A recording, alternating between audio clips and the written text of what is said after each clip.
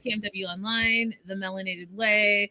I'm Linda, that's Abby. Welcome to part 2 of our double hitter. We are catching up with all things 90 Day Fiance The Other Way, season 7. We are on episode 19, so we're almost there, y'all. Thank you for being with us on our previous live stream that was just a few minutes ago. And we are covering episode 19, and the title is Khalas. And I happened to just look it up. And it's a common Arabic slang term meaning finished, done. And we've heard that before many a times, you guys. I'm done. So classic 90-day line. Very appropriate for 90 Day, the franchise, and this specific episode. Yes. What were your overall thoughts on this episode? Overall thoughts are... it's a question actually. Do you need to be nice in a breakup, or do you just need to leave? Oh, I think you should do whatever is best for your mental health. And if you have to be nice because it's a toxic relationship and the only way your spouse is going to respond is to your niceness, then do that, but get out. But for the most part, I say just leave. If you're unhappy, just leave. But leave in the best way and safest way possible for you, given whatever your situation is. That's very good for you to consider. Everyone is not in a safe situation leaving a relationship, for sure. We are back to Jenny and Sumit. Surprise! Sadna's not feeling well. All of a sudden, she's come down with a touch of I'm pissed off at everyone in the household syndrome. So now she's feeling a little bit dizzy, a little bit confused, and is in the bed. So Sumit's mom, Sadna, is not feeling well. So Sumit is cooking kachari, which is lentils and rice, for her. And Jenny is his sous chef. And by sous chef, I mean she brings the completed meal to Sadna and claims the credit for making it. Literally, Is it good? Well, I hope those 5 steps you took to her room really seasoned and spiced it up for you.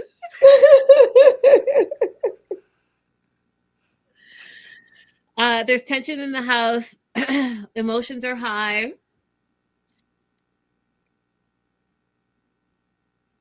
Your people are wild, dude.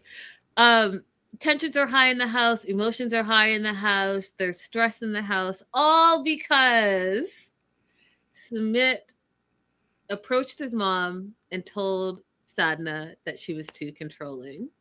Now everyone's unhappy in the house. Sumit is trying to make it up to her by cooking her a little something and trying to smooth things over, because if the matriarch of the house, in their house specifically, is unhappy, then everyone's going to be unhappy with her. So Jenny takes the kachari to Sadna, and Jenny was coming in hot, Abby. She was coming in hot. She's like, I want to move out. Like, first things out of her mouth. She's like, but relax. Don't let things bother you. Don't take on tension. But, this is the first time I'm having to live with a family. And, we're both older women, she says, her, Jenny, and Sadna. And so, Sadna, we're both stuck in our ways.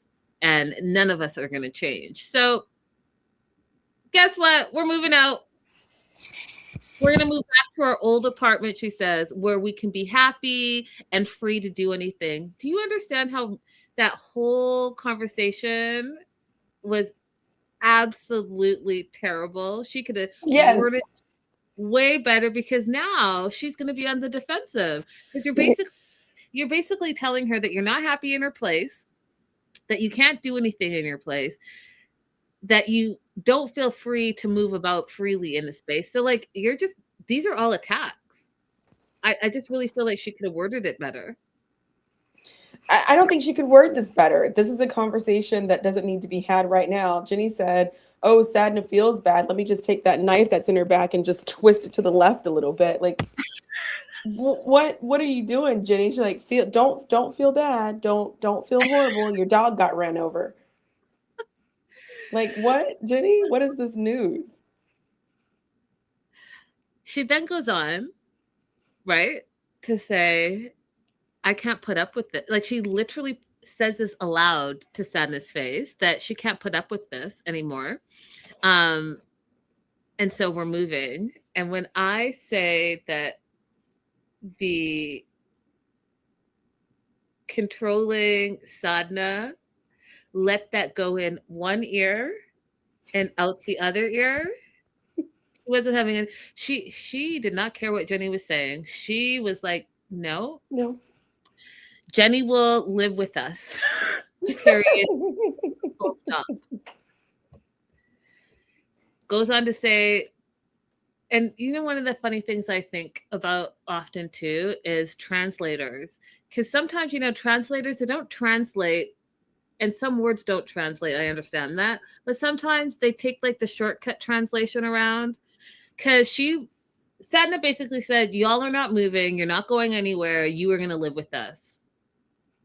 But the dad, Anil, translated that back to Jenny, saying, well, it's a unique joy to live together. He said, let me put a little spin on this.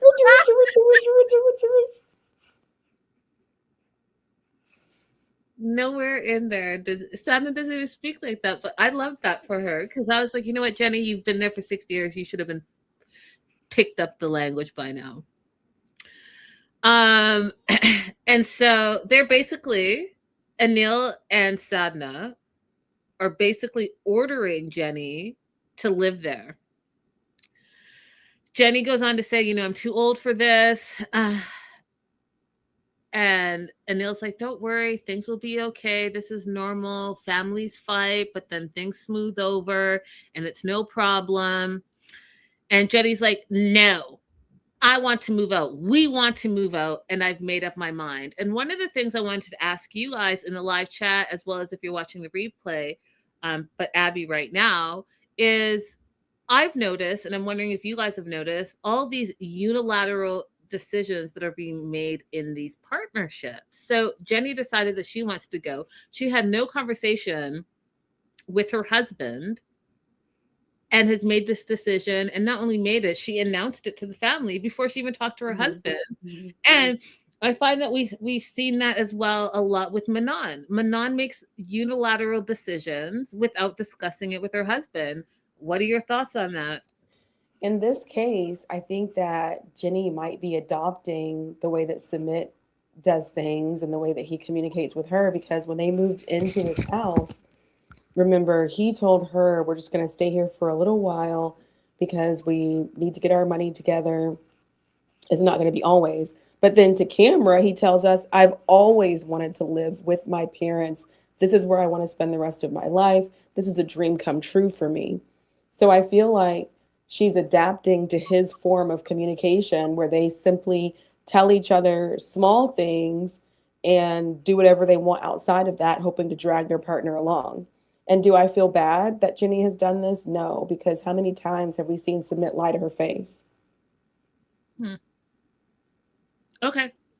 I think it's not a good idea, you guys. I think it's not a good idea to unilaterally make decisions when you're in a relationship. No. And I think that it's healthy to adopt your partner's toxic ways just because that's how they communicate. You guys have to figure out a better way to communicate, or it's just not going to work. Like, you can only, they've been together for a long time, but they haven't been married for the full length of the time that they've been together. And if you're playing games now, what is it going to look like a year from now and 2 years from now? You're going to have to address the issues at some point. Like, one of the things that makes me crazy about this show is that you bring up the issue, you address it for 5 seconds and then you keep it pushing. There's no resolution. And so that's why we keep. Yeah, I don't think they will. I think that this is their life. I think this is the way that they're going to do things, that each of them will make a decision and try to pull the other partner into it, because we haven't seen them even acknowledge this was a problem. Submit has never acknowledged that the lies that he tells Jenny are problems. He just says, I will just tell her later, or I will deal with it later. That's what he says every time he lies to her. Yeah, but she also accepts it, right? So it's Yeah. just how, when a man cheats and you forgive them, they know that they are able to do that. And especially when they cheat multiple times and you don't do anything about it, they already know. So if they can get away with it at an inch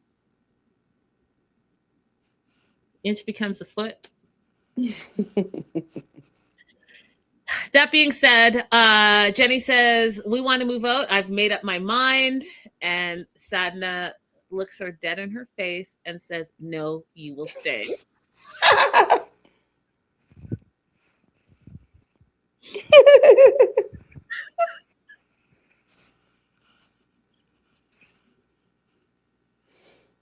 Sadhna, you gonna hold him hostage now? Like, what does that even mean?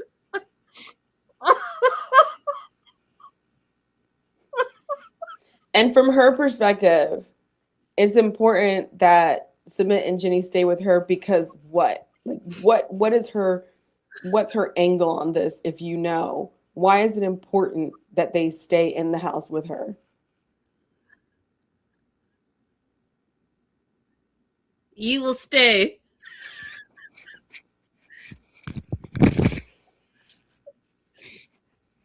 I don't know. That's wild. It's wild. I love it. It's wild. So Jenny, okay, the other thing I wanted to talk about is that I don't know. Do you know any entrepreneurs, Abby? I mean, you are an entrepreneur you're a professional entrepreneur. I'll say that. I've been entrepreneur real most of my life. And I just want to let you know that I just don't understand all this free time they have. Your business just opened less than a month ago. Why are you guys never there? How? You're already giving free food away, and then you're giving money back so that no one's paying for, so I'm just trying to figure out what's happening. I've never known an entrepreneur that takes so many days off and is never at their business. But they, again, are off today. And they're going to Wetland Park for some alone time because Jenny feels stressed out. And again, my note says, who's watching the business?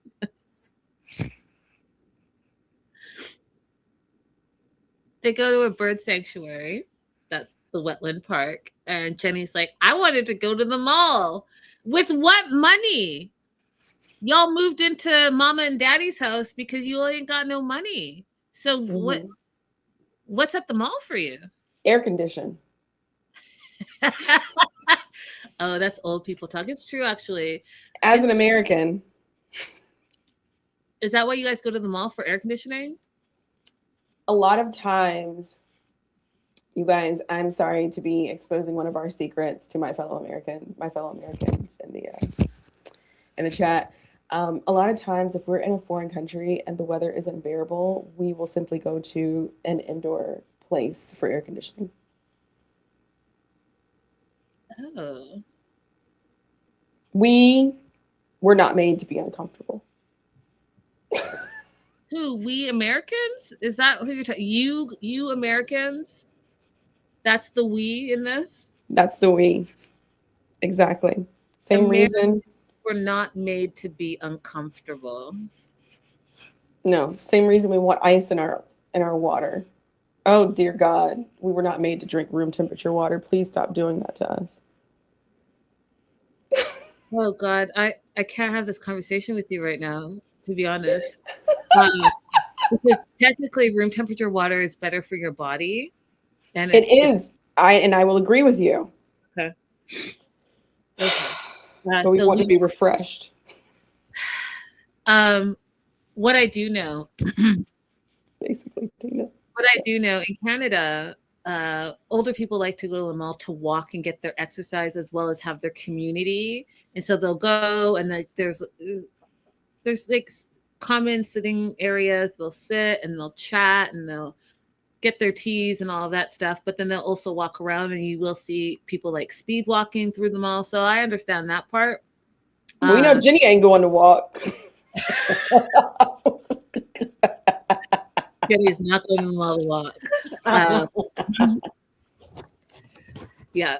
You're not wrong about that. Anyways, she wanted to go to the mall. She ends up outside at the bird sanctuary, and Sumit talks about how happy he is living with his family. And Jenny says it sucks living there. I hate it. I want our own place. And I told your parents that we're moving out to our own apartment, which is not what she said. She said they're moving back to their old apartment. But she knows she can't afford that apartment, right? And then Smith's like, are you crazy? You did what? We have no money.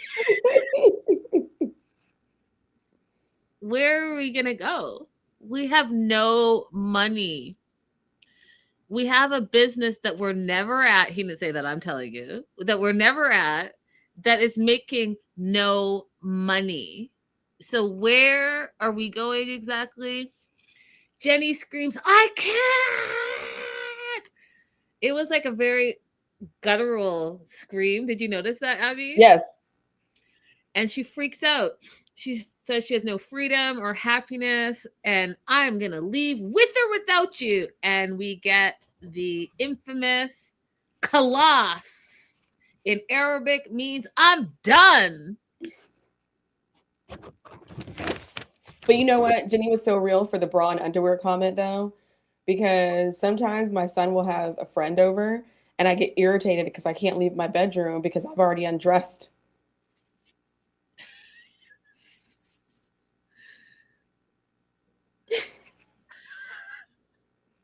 I'm like, get them out of here. I need to walk around naked. I mean, as women, we get it. We want to come home. We want to definitely take our bra off and be comfortable and all that stuff. But I don't think that Jenny does enough in the house to not feel like she can't do that in the room that she stays in. Because if it was up to her, she would sit in the bed and drink coffee or alcohol all day, every day.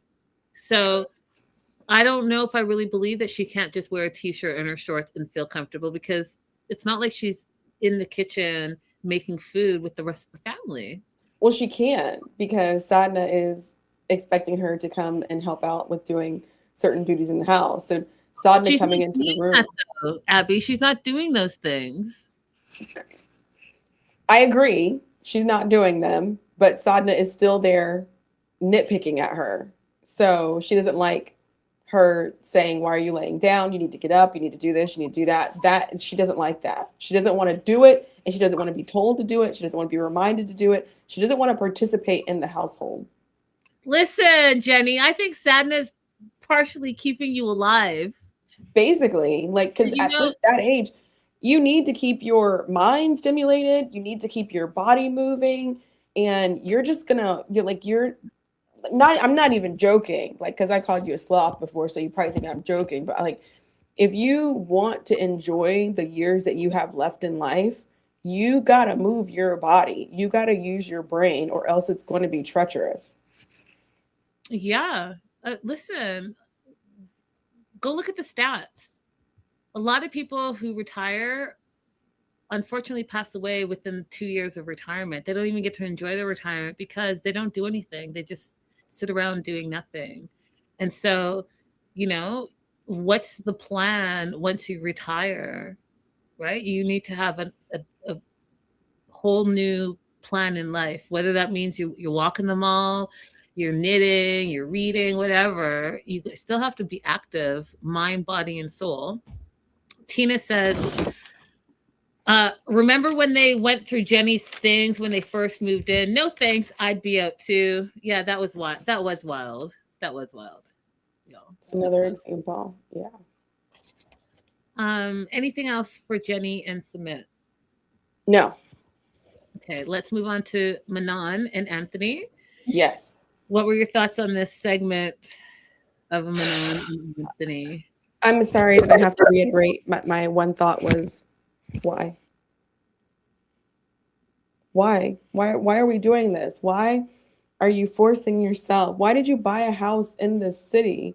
Why are you forcing yourself to live in this village when you already knew you were not going to like a small town life?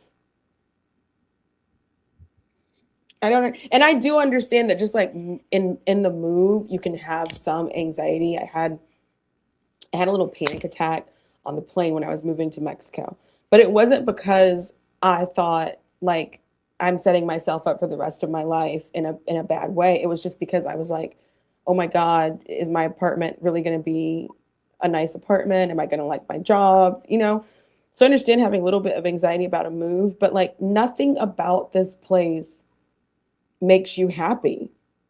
So I don't understand why. Why are we forcing you are a round peg into a square hole? Why are we doing that? It's a good question. Good question. Joslo, retired RN here after 30 years and started a macrame business. That's awesome. Yeah. And she's sitting there working on her purse right now, Joslo. I remember you said you were working on today. If you have a website or somewhere you sell, share it with us. I'd love to check it out.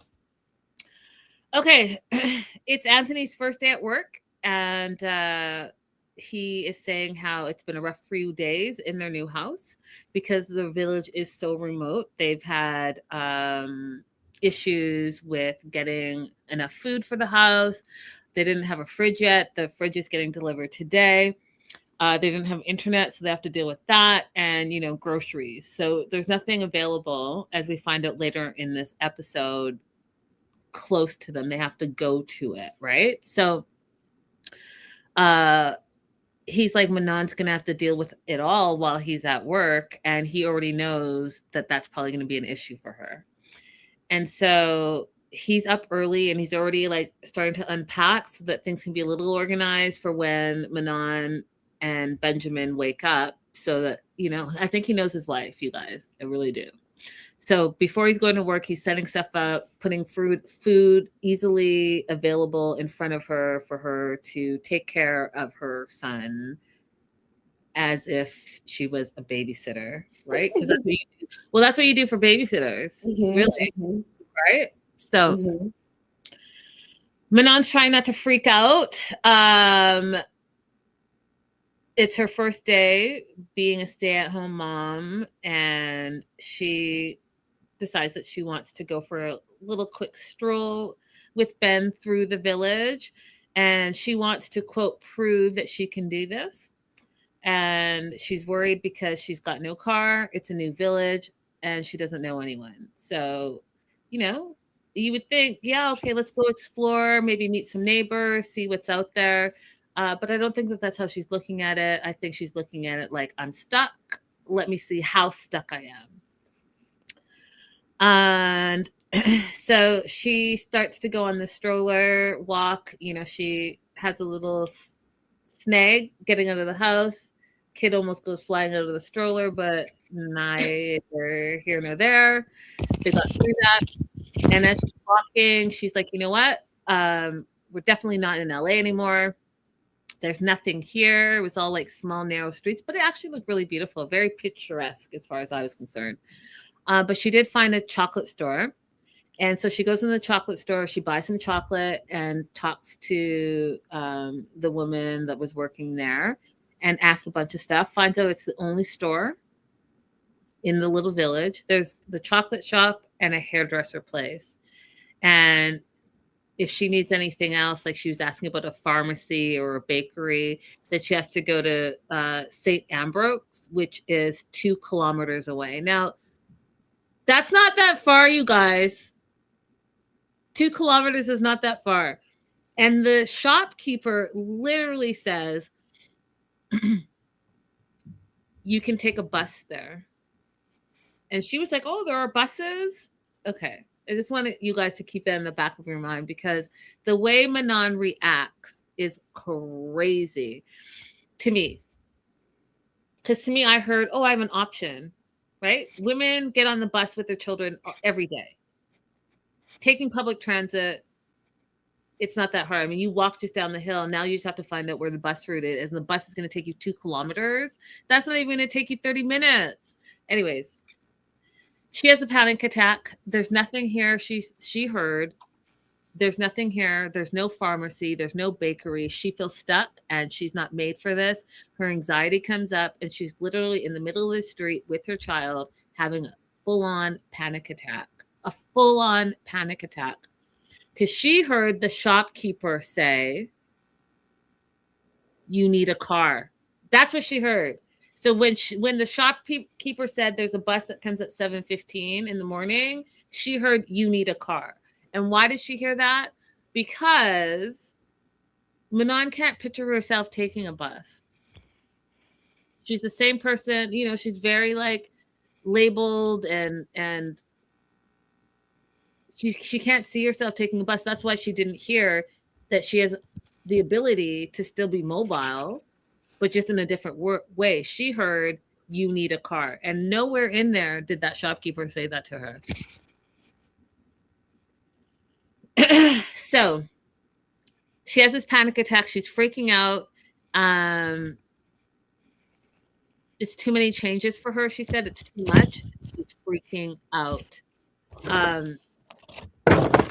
What were your thoughts when you saw her freaking out, Abby? So before she started freaking out, I found it very interesting that she was only asking the shopkeeper about stores. She didn't ask about parks or schools. Where do other children in the neighborhood gather? Is there anyone around here that has small children the age of my son?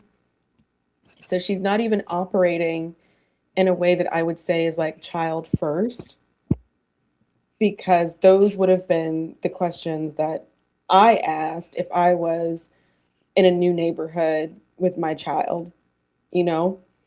I also felt like when she said the bus, that Manon immediately dismissed it as she's too good for the bus. Now, that might be a wrong assumption on my part, but you kind of felt the same way about it, so I feel justified in saying it.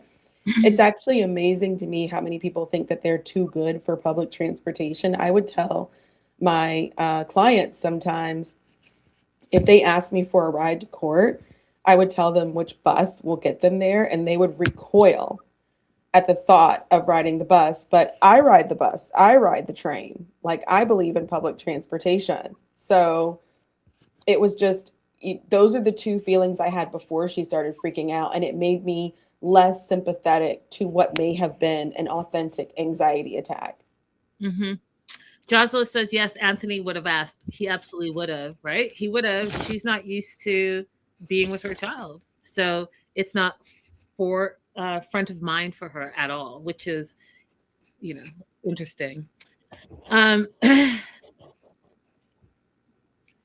Silver Lining says, I've seen celebrities on the subway and on the metro. She's ridiculous. So she has this panic attack, saying that the change is way too much for her. And she wants to go home, right? And they made it a big deal because she was like in the middle of the road, and then all of a sudden there's a van that's honking at her, and she's like, okay, I'm going. You know what? You could have just moved to the side. I saw a lot of crevices that you could have just popped in real quick. So, like, okay, let's just calm down. You are not the only woman, I'm sure, in that village with a child. Anyways, she gets home. I guess she calmed down as soon as she got home. Anthony came home, and this is why I say Anthony knows his wife. Anthony thinks about his family.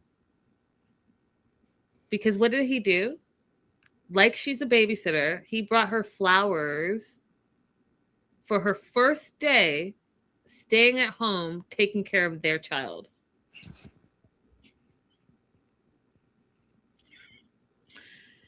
And when I say, I was like, oh, wow. As soon as he walked in, bag still in hand. He handed her flowers and she handed him his child.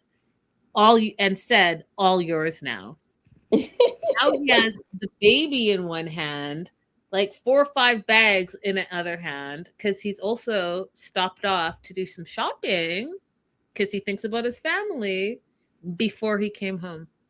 Mm-hmm. Manon would not have done any of that. And the simple fact that she spent just the day and now the person that's out of the house, now here, he's all yours. You're done, as if you're off duty. That's not what happened when the roles were reversed. He didn't hand over your child when you came home. This is what I'm you don't have to be a parent. You don't have to be a mom if you don't want to be a mom. But like, make those decisions before you bring a child into the world, because now you are a mom, and I just don't think that that's fair to the child, and I don't think it's fair to your partner. I really don't, Abby. I very much agree. I very much agree. I don't think that Anthony is being considered in this relationship. And Olivia, well, it says Olivia, but when I see it, I always say Olivia. Olivia's asking, do you think Anthony enjoyed her attitude about this? He seems complacent. I've thought about this. I've thought about, like, the way that we see Manon acting is not new for Anthony. He's been through several years of this. So why? I don't know the answer to that. It's a really good question, because she treats him terribly, and he does put up with it. So maybe I don't know. Maybe he likes it. I don't know. I can't imagine someone liking being talked down to all the time and arguing all the time, but maybe. So the other thing I noticed is that, the fridge got delivered, and I just don't, okay. Maybe they do it different in France, but I've had fridges delivered, and they absolutely are not going to keep all the wrapping in the box, and they're literally going to put the fridge where you want it, and then you can start setting it up. But I noticed that the fridge was just there in a box, and so after Anthony went to his job, worked all day on his brand new job, then went grocery shopping and picked up flowers, came home to be delivered his child back to him. He now has to do the one thing that Manon was supposed to do and be responsible for, was the fridge.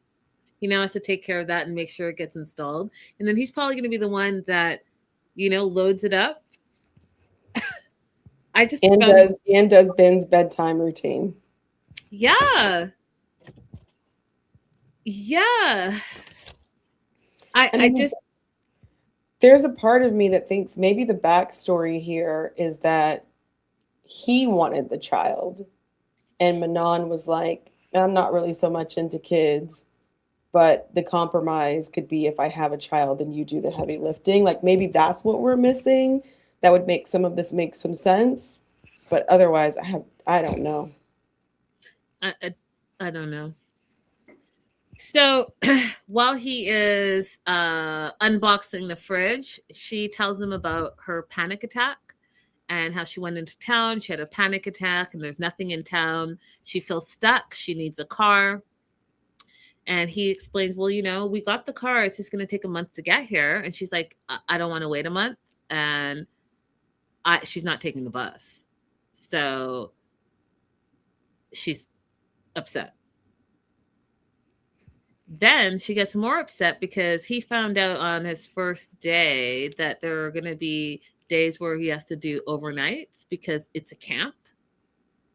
I don't know why we're surprised by that, because, there are day camps and then there are camps. And if it's just a regular camp, then there are overnights. That's what camping is. And, instead of like having the conversation, she says that she doesn't think that it's a good job for a dad and that he needs to quit the job and find another one. Now, let's reverse these roles. Okay. Let's just go back to LA, where Manon was out in the streets, had no relationship with her kid because she was never home. She was always working.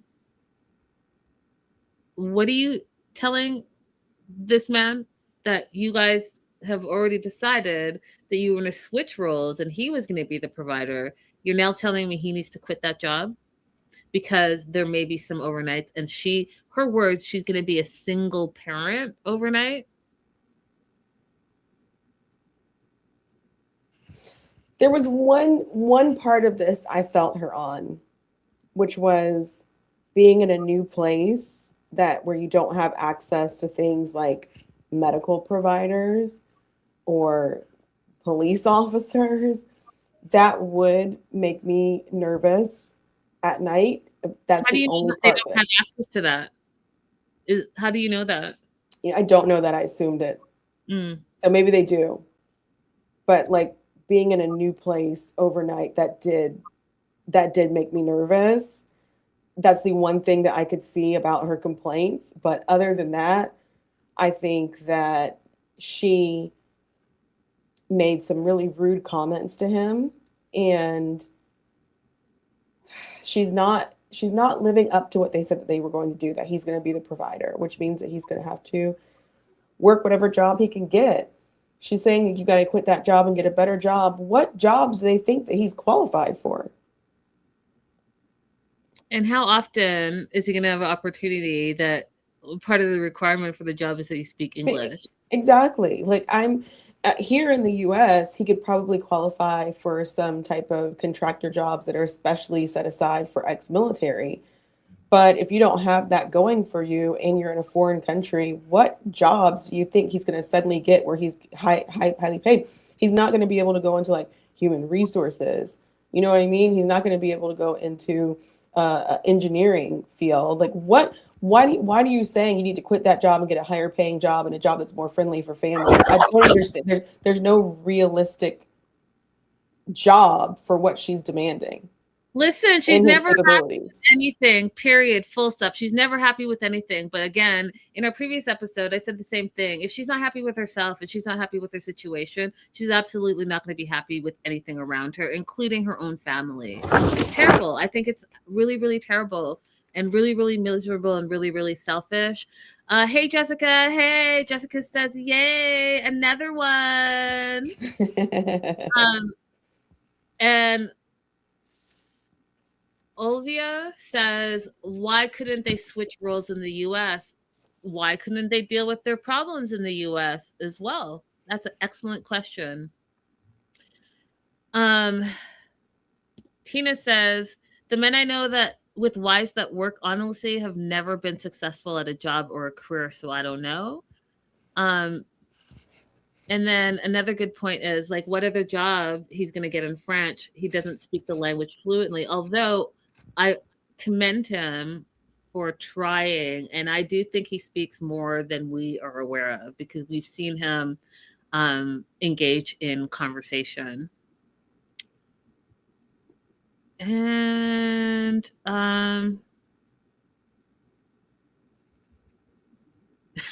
everyone's like, why didn't they stay in the US again? I mean, what they said was that it was too expensive for them to stay in Los Angeles if they were going to switch roles, because he couldn't get a job where he was making enough money for them to stay there. But what we said, me and Linda, is they could have just moved to a different city in the United States where the cost of living was lower than it is in Los Angeles.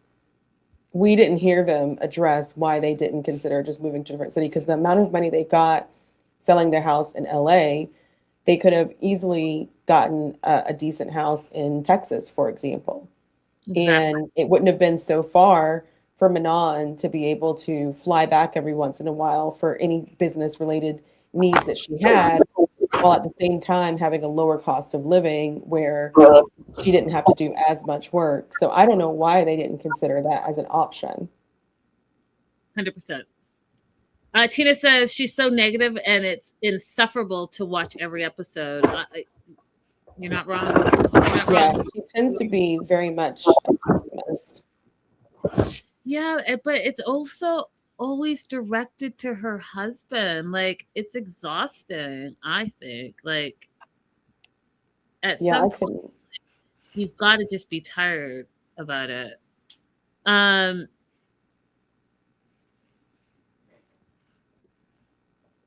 She doesn't know how to work part-time, Olvia. She struggles with maintaining a reasonable work-life balance. and so Abby is responding to the comment you see on your screen where it says, or they could even both work part time and share taking care of the kid. And Silver Lining, I agree with this, says she weirdly wants to be the boss babe and victim at the same time. So I think I finally figured that out since the episode before last, when she was talking about how growing up she had so much anxiety around money because her mom would tell her like she's afraid, oh, our debit card's not going to work this time we're at the grocery store. And so she said she was like 7, 8 years old, having a lot of stress about whether or not they had enough money. And she looked negatively at her mom for being a stay-at-home mom and at the family for having their financial situation. So I think there's a part of her, there's the adult her that wants to work and make money to satisfy the child her who never felt like she had any security. And I think that's why we get this mix of her acting like I'm in charge and I'm good at business and I make money, mixed with why won't somebody take care of me? That's good. That's good. That's good, Abby. Yep. So as she's complaining to Anthony about her day, she says that she can't stay there for a month and that her parents are coming in a few days and she's going to go back with them to Marseille and she's going to stay and live with her parents for the month. My note literally says SMH selfish. Selfish. She's again making a unilateral decision because she's unhappy after one day at home with her child. You guys decided together that you would switch roles. You guys decided that she was going to be the primary caregiver. You guys decided to buy this house in the countryside. You guys decided to move out of your mama's house. You guys decided to move to France. You guys decided that leaving Los Angeles to get away from your problems was going to be the best idea. And Abby and I said from the very beginning, from the very first episode, how is moving away going to solve your problems? Because everywhere you are, there you go. Mm-hmm. And problems are going to follow you wherever you are if you don't actually address them. And they yet to address them. And I'm going to take it one step further, Abby, and say that I don't think she really wanted to commit to reversing roles. I really don't think she wanted to do it. But I think that she thought her marriage was going to end.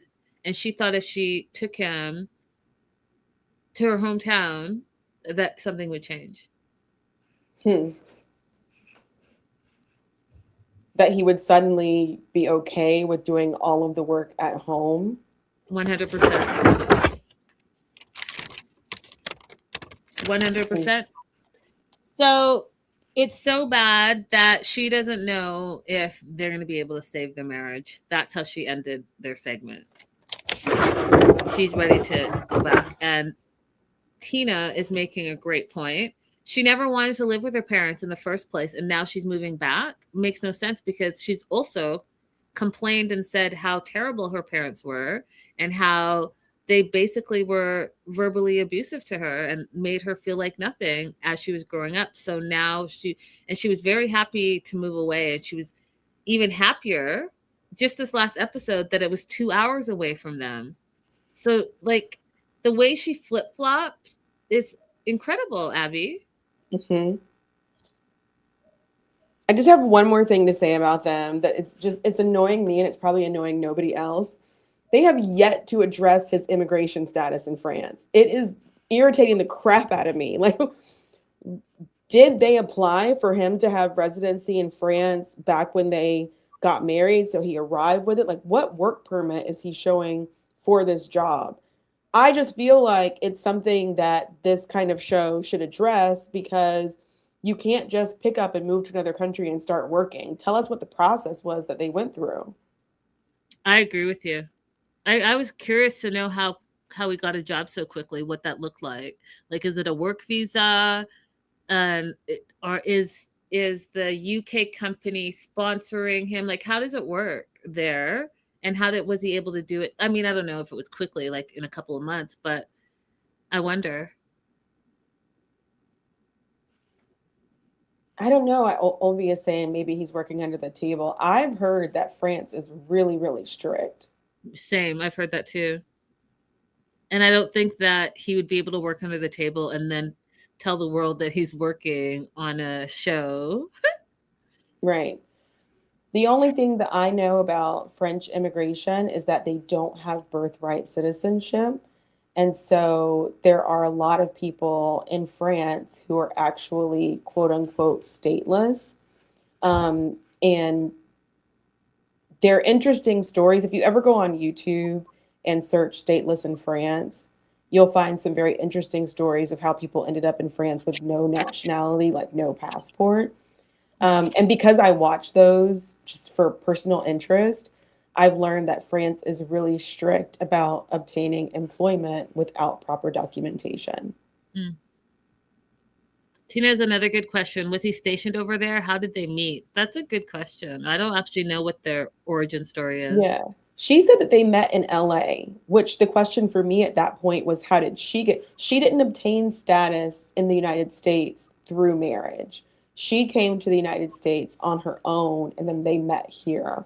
So I would also have been interested in her giving us her immigration background to the United States. Did you have an employer that sponsored you to come? Did you come on a diversity visa? Like those are the kind of things that I think that the show should cover just as much as they cover like what country you're from and telling us some details about the culture there. Like tell us the immigration information as well. Yep, agreed. Considering this is all about immigrating, right? Mm-hmm. Immigrating and emigrating. Okay. Anything else for them? I don't have anything else for them. That was the last thing I wanted to say about them. Moving on to Chloe and Johnny. I have a question for you. Okay. Is there ever a time where it would be appropriate to tell your partner that their deceased parent would be disappointed in them? Woof! You just coming in hot. Is there ever a time that would be appropriate?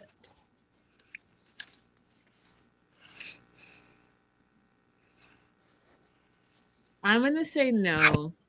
I'm going to say no. I have a deceased parent and I just put myself in that situation and I would absolutely not appreciate someone saying that only because when a parent dies, you're grieving your whole life. You might not be actively grieving, but bringing them up if you're not ready to bring them up is always going to bring you some type of pain. So if you're saying that in order to inflict pain on that person, then I could see why you're doing it. But for me, it's going to be a no.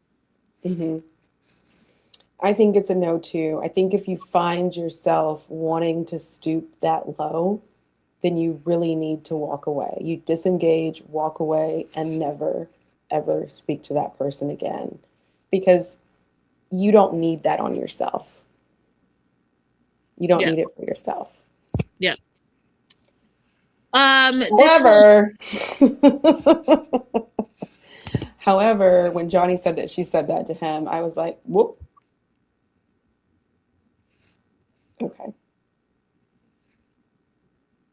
Like you're giving her a pass? Is that what you're saying? I was like, I don't want to say I'm giving her a pass, but I want to say, okay, Chloe, I understand. You're mad. Okay, maybe it is giving her a little bit of a pass.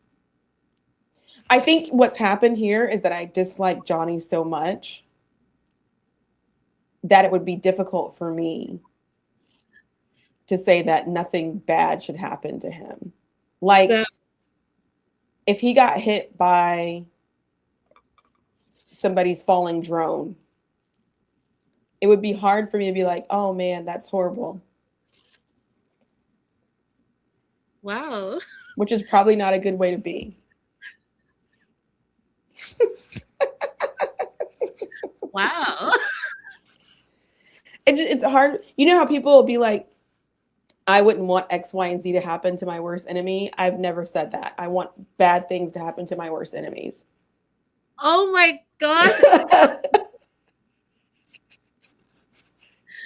Like, you've never heard me say I wouldn't wish this on my worst enemy.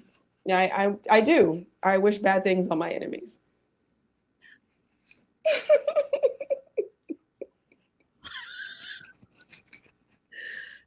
I learn something new about you every day.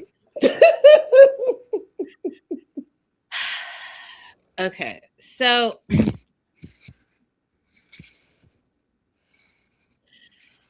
here we go.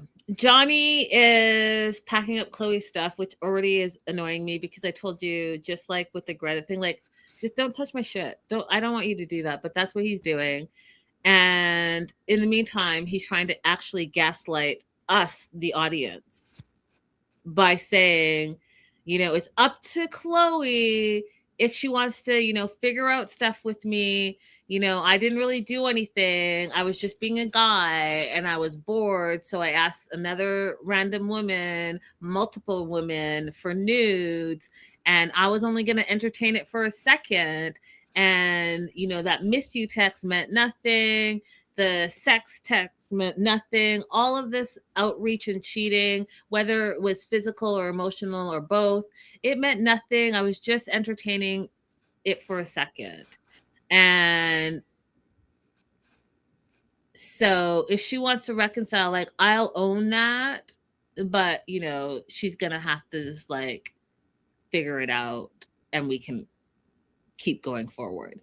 The way he was I was like, so he's not owning up to it and he's gaslighting us all in one little moment here. He's on a hamster wheel of terrible things to say. Yeah. And also, like, know your audience.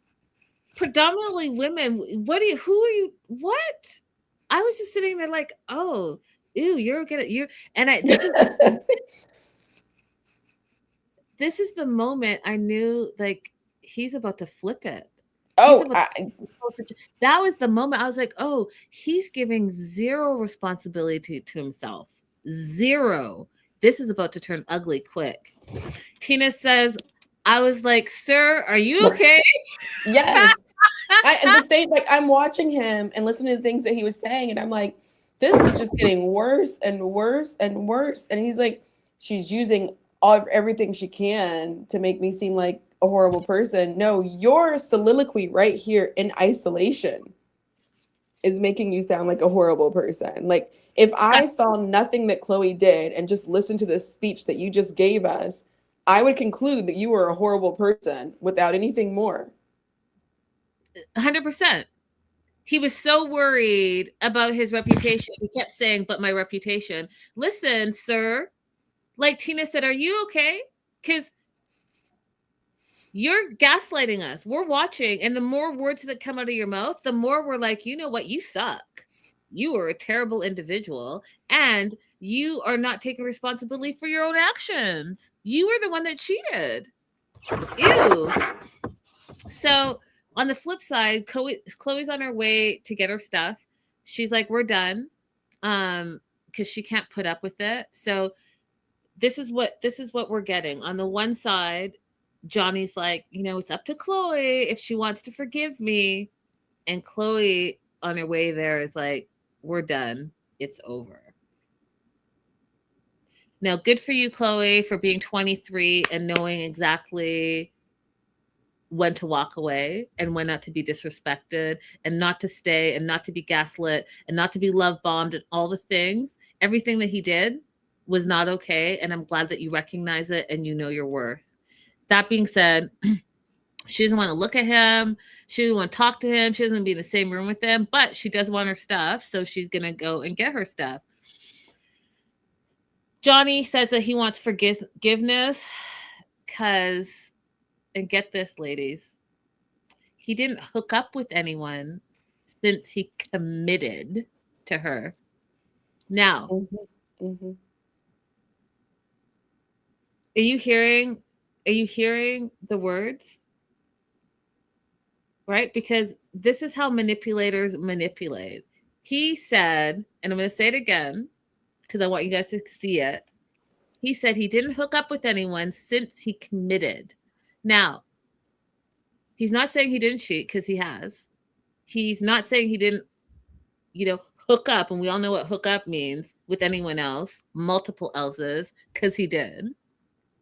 He's saying he hasn't done it since he committed. But he hasn't told you when he committed. Did he commit yesterday?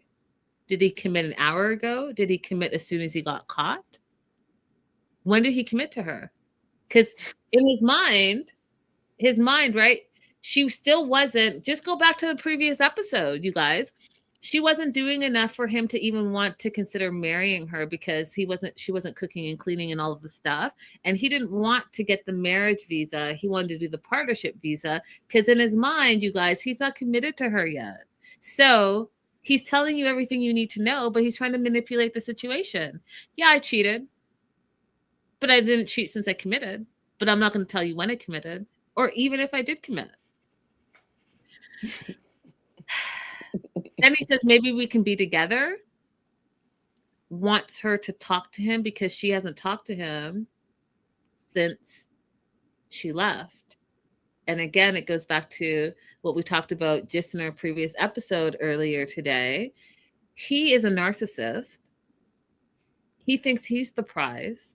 And he can't take it now that he's not getting the attention from Chloe that he expects to get from her on a regular basis. He is fueled by the attention that he gets from females.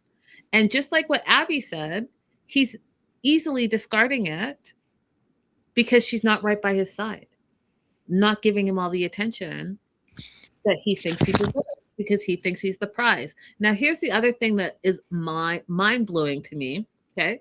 When he says that he wants her forgiveness, do you? Because you haven't admitted to anything. You've just spent the last 10 minutes gaslighting us, the audience, about what you haven't done anything. So if you haven't done, it can't be both things. Do you see what I'm saying, Abby? It can't be both things. You can't spend 10 minutes telling us how you didn't do anything and then go on to say, but oh yeah, I hooked up, but not since I committed. But then say you want forgiveness, because what is it?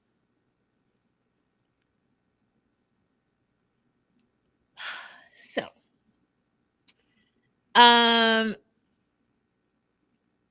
he wants to talk to her because in his mind, she's making him the villain and he feels it's not fair. Listen, you guys, when I say, if you guys can think about every cuss word that your mind right now, those are all the things that I want to say, but I know I can't say them. But I want you to imagine that I am saying them. Bump that guy. He can go and do a la la la la la la, and he is a terrible individual, and a gaslighter, and a liar, and a cheat, and he can go rotate on one of my fingers. That being said,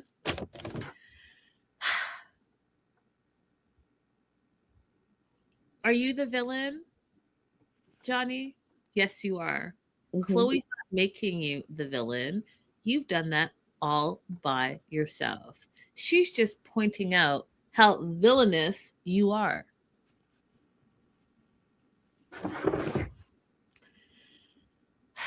Then we find out again about the hidden file of hookups on his phone. Do you know how, like, disgusting he is? A hidden file of hookups and nudes. Those words, Abby, came out of his mouth, and he said it because he's proud of it. And he's proud of it because when he goes back to his hidden files, you guys, it is giving very much incel behavior. Incel behavior because he goes back to his old, for a lack of a better word, conquests, so that he can hype his own self up when he's feeling like he's not getting enough attention. And if that is not Incel 101, I don't know what is. Judy said, sit and twist. Yeah, girl. Yep. So his hidden hookup file on his phone, Chloe found out about it and wanted him to delete it, and he still didn't delete it. So that tells you everything you need to know about the type of individual he is. But then in 2026, on all of our TV screens, Abby, predominantly females who are watching this show, you want to then go ahead and gaslight our whole audience by saying, but I'm a guy. So everything I've done, all my villainous behavior, my vile, cheating, running of the muck ways, it's all okay because I'm a guy. Mm-hmm. You said that. Those words came out of your mouth. And we're hearing it in 2026. You're going to be known on this show for the rest of your life for gaslighting a 90% female audience to tell us that you're a guy, and that's why it's okay for you to have hidden files of nude women and your hookups on your phone, to cheat on a girl that moved halfway across the world for you, to entertain another girl while you were filming said show. Mm-hmm. And I need, for all you girls out there, you guys have seen this. If you go on TikTok, you'll see tons of girls who are posting videos with Johnny when they went on that pirate cruise in Aruba.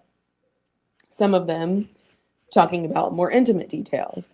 And I need you girls to stop seeing this as a good thing. I need you to see this as a bad thing and know to stay away from somebody like this. Stay away from the potential heartbreak that somebody like this can cause you. This is not a person who's showing you they made a mistake and that they're repentant. It's a person showing you that if called out on something that they did, they're going to try and minimize it. They're going to try and lie about it. And they're going to treat a person who they said that they loved poorly. And it'll be no different for you. So I need you to listen very carefully. Stay away from people who show you that they do not care about the partner before you.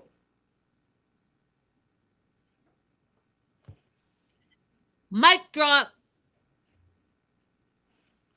And to jump off, you guys, to jump off of everything that Abby just said, Chloe arrives at the house, you guys. She arrives at the house, and again, this fool again tries to gaslight her and says, nice to see you after so long, Chloe.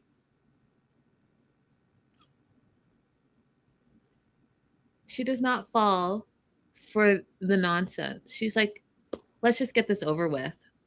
I don't want to do this. She starts crying. And I gotta give it to you, Chloe. You handled it in this episode, at least. You were like, I'm not engaging in whatever this is that you're trying to manipulate me with. No, I'm not doing it. I just want to get my stuff and be done.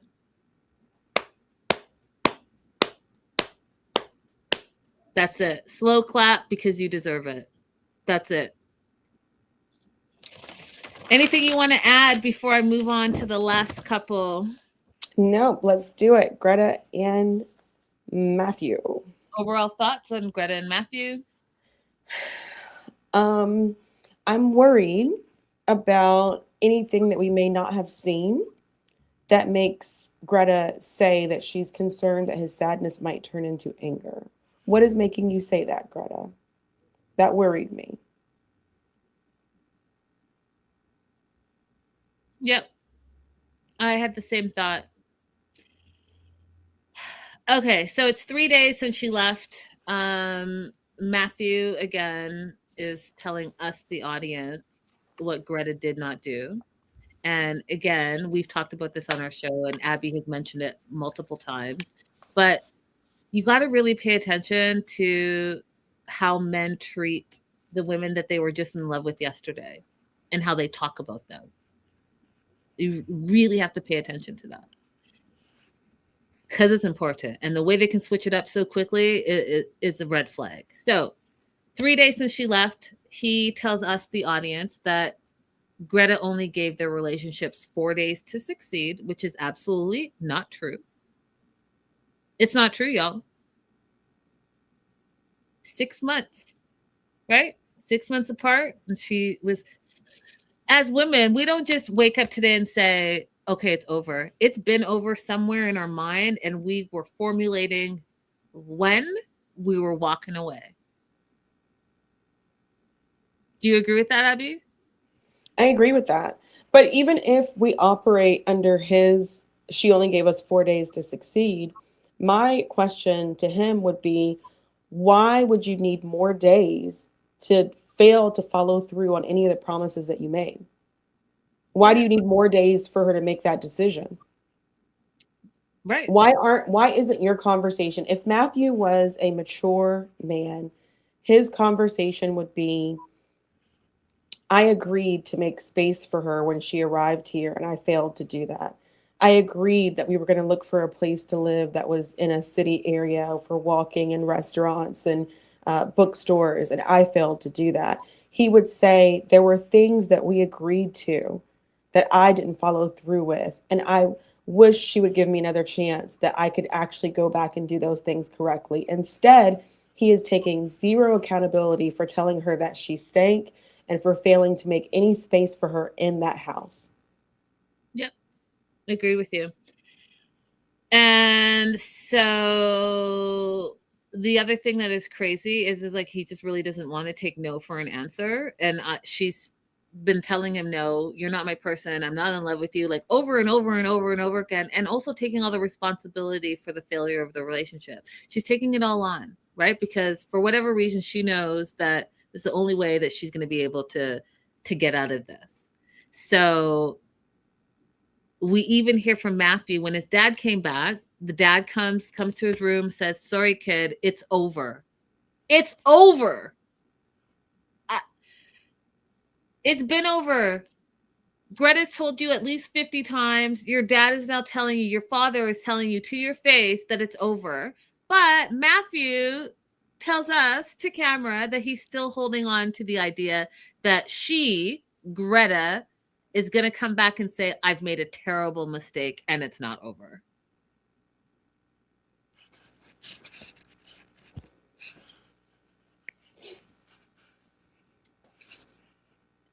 Yeah, I'm not. I was about to. I'm not. You guys get the point. She's been telling him for multiple days that it's over. Clearly, you're not listening, and you're not listening because you don't respect her. And you don't respect her because your feelings are hurt. And now everything that she does, you don't respect. Yeah. But you're just in love with her the other day. Mm-hmm. And even in the absence of his feelings being hurt, he didn't respect her. Even when you loved her, Matthew, you didn't respect her. So you need to work on your relationship skills. You need to work on, do you even really want to be in a relationship? We didn't see you do anything out of your way to indicate that you actually wanted a partnership. Do you even want to be in one? And, Greta even said it was his family that made her feel welcome. It was his family that bought the cake for her when she arrived. It was his family that was doing all the things. And so you can imagine he lives at home still, you guys. Grown-ass man lives at home, and yet he's not doing anything out of his way for this woman that was supposed to be his wife. Right. Greta's en route to get her stuff, and Matthew reminds us that the only interaction that they've had since she left was that she texted, I want to come and get my stuff. He said it in a way like Greta's in the wrong for that. Greta feels anxious to get her stuff because she doesn't know what to emotionally prepare for. And this raised a red flag to me as it did to Abby, because she's like, will his sadness turn into anger? Now, we don't say things without it having some type of background history. She's not going to say, oh, I'm worried that he's going to go from sad to mad for no reason, unless she's experienced that with him before, right? And that's why she doesn't know how to emotionally prepare. And Abby, if I put it all around in my head now, it makes perfect sense why she keeps coddling the breakup. She keeps taking ownership and making sure that he's okay, and I'm so sorry, and but also being firm, saying, but I'm not in love with you anymore. It's like she has experienced this before, and maybe it's turned out different, so now she's like baby stepping around him and figuring out, oh, I'm gonna have to pacify him in order to make this a smooth break. Mm-hmm. Yes, I agree. I think that you're 100% correct.